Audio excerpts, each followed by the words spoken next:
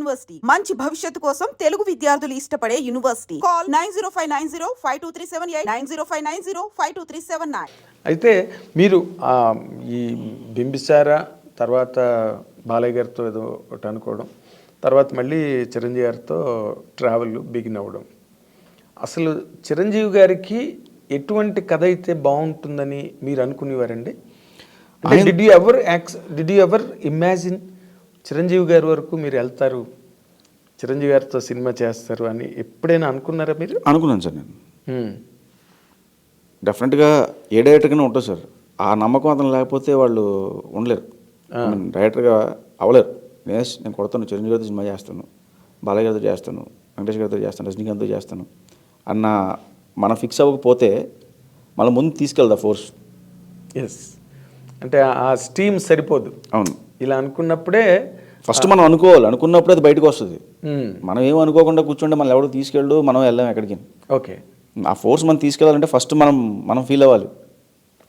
ఆ pressure cooker లాగా మీరు అది ఫీల్ అయితేనే ఏదైనా ముందు మనం అనుకోవాలి కదా సార్. సంకల్పం మనం అనుకుంటేనే అది నెరవేరుతుంది. ఏమనుకోకుండా కూర్చుంటే ఇప్పుడు చిరంజీవి గారితో మీరు అసలు ఏ కైండ్ ఆఫ్ సినిమా చేద్దాం అనుకున్నారు? ఏ సినిమా చేయాల్సి వచ్చింది? దానిలో మార్పులు చేర్పులు ఏమైనా ఉన్నాయి? కేవలం ఇదే కథ అనుకున్నారా చిరంజీవి గారితో? ఆయనతో ఏ కథ అయితే అనుకున్నా ఆ కథే చేస్తున్నారండి. అంతేనా? మళ్ళీ కథ మార్పులు గట్ట ఏం జరగలే, ఒకటే లైన్ అనుకున్నారు, ఆ లైన్తోనే చేస్తున్నారు, అంతేనా? అసలు ఈ సినిమాలో చిరంజీవి గారిని మీరు ఏ విధంగా చూపించబోతున్నారు అన్న దాని మీద ఇప్పుడు ప్రజెంట్ ఉత్కంఠ అంతా మొత్తం అల్లుకుని ఉంది, దాని చుట్టూరా ఆవరించింది. మీరు ఏ రకంగా ప్రజెంట్ చేస్తున్నారండి అని అడిగితే ఆ ప్రశ్నకి మీ సమాధానం ఏంటి? ఫ్యాన్స్ అందరూ హ్యాపీగా ఫీల్ అయ్యేలాగా ఆయన ప్రజెంట్ చేస్తాను సార్. అంతే సార్. అంతేనా? అంతే.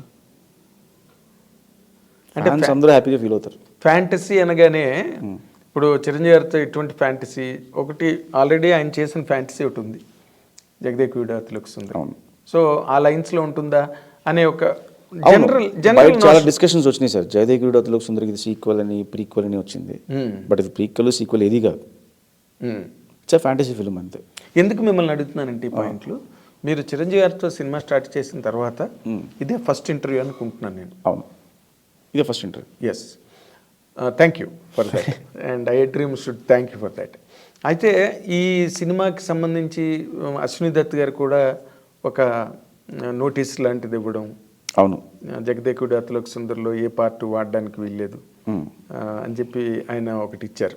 అవును, అసలు ఆ మూమెంట్ని మీరు ఎట్లాగా ఫీల్ అయ్యారు, ఫేస్ చేశారండి?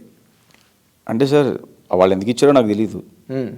బయట ఏమైందంటే ఇప్పుడు చిరంజీవి గారితో ఫ్యాంటసీ సినిమా అనగానే అందరూ జగదేక వీరుడు సుందరి కనెక్ట్ చేస్తారు. అవును, బాలయ్య గారితో ఫ్యాంటసీ అనగానే భైరవదీపాన్ని కనెక్ట్ చేస్తారు. భైరవదీపం, ఆదిత్య 369 డెఫినెట్గా. ఎందుకంటే వాళ్ళు చేసిన బ్యాక్ సినిమాని గుర్తు చేసి ఇలా ఉండబోతుంది అని చెప్పి, ఇలాంటి ట్రై చేస్తున్నారని చెప్పి, ఇలా ఉంటుందా అని చెప్పి రకరకాల క్వశ్చన్స్ మీడియా సైడ్ నుంచి రేజ్ అవుతాయి. ఓ టైంకి వెళ్ళేలాగా ఏమవుతుంటే అదే నిజమేమో అని నమ్మేంత రేంజ్ తీసుకెళ్తాయి మీడియా. అవును, అలా జరిగింది తప్పితే దీనికి ఒక పేరు కూడా పెట్టారు, ముల్లోకి వీరుడు. ముల్లోకి వీరుడు ఒక టైటిల్ కూడా పెట్టి అది కూడా రన్ చేశారు కొన్ని రోజులు. ఓకే, వెబ్సైట్స్ క్యారీ చేసినాయి, న్యూస్ ఛానల్స్లో వచ్చినాయి, ఆర్టికల్స్ వచ్చాయి. నాకు కూడా తెలియదు టైటిల్ ఏంటి అప్పుడు. మీరు కూడా అనుకోలేదు? ఇంకా లేదు. సో అలాగా తప్పితే కదా. ముల్లోకి వీరుడు అని అనౌన్స్ అయినప్పుడు మీకు ఎలా కనిపించింది? నవ్వుకున్నాను సార్, బాగుంది, ఐడియా ఏదో బాగుంది. అంటే జగదేక వీరుడికి ప్యారలల్గా ముల్లోకి వీరుడు కథ రాశారు. ముల్లోకాలు తిరుగుతాడు, 12 మంది హీరోయిన్లు ఉంటారు. రాశారు, కథ కూడా రాశారు. ఓ, అసలు మీ కథ కూడా సపోర్ట్ ఇచ్చారు. బట్ బాగుంటాయి సార్ అలాంటి. అదే అంటున్నా, మీరు వాడుకోలేదు మరి వాళ్ళు ఇచ్చిన కథని, మీ సొంత కథతో చేస్తున్నారు, అంతేనా? అంతే. ఇప్పుడు నార్మల్గా ఎవరికైనా ఒక యంగ్ డైరెక్టరు మీలాంటి వాళ్ళు అంత మేజర్ మెగాస్టార్తో సినిమా చేసేటప్పుడు 100% అసలు ఇతను ఎలా చేస్తాడు ఈ ప్రాజెక్టు, అతనితో ఆయన మీద హై ఎక్స్పెక్టేషన్స్ ఉంటాయి. పైగా ఆయనకున్న రీచ్ వల్ల ఎక్కువ డౌట్లు వస్తాయి జనరల్గా, ఇతను ఎలా చేస్తాడు. ఎక్స్పెక్టేషన్స్ అన్నా కానీ రెస్పాన్సిబిలిటీ ఎక్కువ ఉంటుంది సార్. ఎందుకంటే అంత పెద్ద స్టార్ వన్ ఫిల్మ్ చేసిన డైరెక్టర్ని నమ్మి కథ ఇచ్చారు, ఓకే చెప్పారు అంటే అది మనకి చాలా రెస్పాన్సిబిలిటీ పెంచుద్ది. అవును, at the same time pressure కూడా ఉంటుంది. ఎందుకంటే ఈయన నమ్మినప్పుడు ఈయన ఎలా చూపించాలి. సో ఏ వేలో వెళ్ళాలి ఇలాంటి రకరకాల డౌట్స్ ఉంటాయి.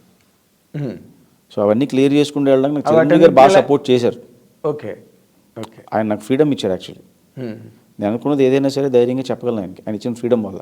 మ్మ్. సార్ నేను ఇలా అనుకుంటున్నాను, ఇలా వెళ్దామా మ్మ్. అని చెప్పి ఆయన నచ్చితే ఇమీడియట్గా గో హెడ్ అంటారు, లేదంటే ఆలోచించి ఒకసారి అంటారు అంతే. అంతేనా?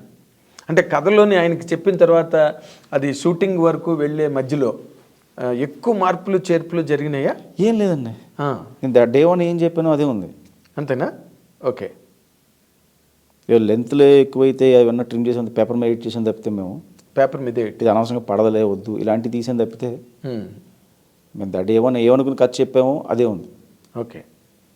అంటే ఇప్పుడు ఆయనకి ఆయన కెరీర్లో జగదేకుడు అతిలోక సుందరి అన్నది one of the best films, there is no doubt. మళ్ళీ ఆయన చేస్తున్నది ఇదే ఫ్యాంటసీ సినిమా ఇంత గ్యాప్ తర్వాత. ఇది ఏ రేంజ్లో ఉండొచ్చండి ఊరికే? అంటే ఒక జనరల్ ఐడియాకి Jagadekudu Athiloka Sundari all time great hit. Sir ఏ రేంజ్ అనే దానికి మన దగ్గర మెజర్మెంట్ థర్మామీటర్ మెజర్మెంట్ ఏం లేవు సార్, అది మనం కొలిసి చెప్పలేము. అది అదే టైలర్ టేప్లే ఉంటుంది. డైరెక్ట్ టేప్ వేసి ఇది ఈ రేంజ్ ఉంటుంది, ఇది ఈ రేంజ్ ఉంటుంది, అందరూ ఆ రేంజ్ సినిమా చేయాలని చేస్తాం. ఓకే. అది బయటకు వచ్చిన తర్వాత అది కనెక్ట్ అయితే ఆడియన్స్ చెప్తారు ఆ రేంజ్ ఏంటని. అదే తప్పితే నేను ఈ రేంజ్ సినిమా చేస్తాను అంటే తక్కువైతే చేయవా ఎక్కువైతే చేయవా ఒప్పుకోవా, మ్మ్. అంతే కదా సార్. ఇప్పుడు 100కి చేస్తానంటాను, 110 అయితే చేయవా నువ్వు, మ్మ్. 1000 అయితే చేయవా, ఇంతే చేస్తావా లేదా తక్కువ చేస్తావా అన్నది ఉంటుంది. ఉండదు. మనం నమ్మి తీసిన ప్రోడక్ట్ బయటికి వెళ్ళిన తర్వాత ఆడియన్స్ ఇచ్చేదే రేంజ్. అఫ్ కోర్స్ సో డెఫినెట్గా ఒక రేంజ్ సినిమా నమ్మే స్టార్ట్ చేస్తాం, కరెక్ట్ నమ్మే తీస్తాం. కరెక్ట్. బయటికి వెళ్ళిన తర్వాత చెప్పాలి ఆడియన్స్ అది. అంటే ఇందులో ఒక పాయింట్ ఉంది. మీరు అనుకున్న కథ ఓవరాల్గా కనుక చూస్తే ఇప్పుడు బింబిసార తర్వాత వశిష్ఠ కదా, బింబిసార ముందు కాదుగా, బింబిసార తర్వాత వశిష్ఠ కాబట్టి అసలు తను ఎట్లాగా ఇప్పుడు మీ మీద మీకు కూడా ఒక నమ్మకం డెవలప్ అవుతుందిగా. డెఫినెట్గా నమ్మకం ఉంటుంది. ఎస్, నేను 100% కొడతాను ఈ సినిమాతో, చిరంజీవి గారి సినిమా అనే ఒక నమ్మకం అయితే ఉంటుందిగా. ఉంటుంది 100%. ఆ నమ్మకం పరంగా నేను అడుగుతున్నా, అసలు ఈ సినిమా అనేది ఎంత వైడర్ స్పాన్ని క్యాచ్ చేస్తుంది, కవర్ చేస్తుంది? సార్ నేను ఇమాజిన్ చేసుకుంది ఇది ఆయన కెరియర్లో టాప్ 10 ఫిలిమ్స్ ఉంటే ఫస్ట్ 3లో ఉండాలనుకుంటున్నాను సార్ నేను. ఓకే. ఇప్పటికి జగదేకుడు అతిలోక ఎలా చెప్పుకుంటామో ఈ సినిమా తర్వాత ఈ సినిమా కూడా చెప్పుకోవాలి. అలా చెప్పుకుంటారా చెప్పుకోవాలా? చెప్పుకోవాలి, చెప్పుకుంటారు కూడా. అది అనేది ఇప్పుడు చెప్పుకోవాలకి చెప్పుకుంటారికి చెప్పుకోవాలి, చెప్పుకుంటారు కూడా. రైట్. అది this is a correct statement. ఎందుకంటే ఇప్పుడు మీ కథ నమ్మి ఒక చిరంజీవి గారు లాంటి అతిపెద్ద స్టార్ చాలా పెద్ద క్యాన్వాస్ చేసే సినిమా సార్. అవునా? అవుట్ ఆఫ్ బాక్స్లో బడ్జెట్స్ కానీ సెటప్స్ కానీ ఇవన్నీ కూడా. సో డెఫినెట్గా పెద్ద రేంజ్లో ఉంటుంది. అవునా? సెట్ వర్క్స్ ఎక్కువ అండి దీనికి. అంటే ఒక కొత్త వరల్డ్ క్రియేట్ చేస్తున్నాం. ఓకే. ఆ వరల్డ్ అనేది లైక్ మనకి డిస్నీ ఫిలిమ్స్లో ఎలా ఉంటుందో అలాంటి ఒక వరల్డ్స్. ఓకే.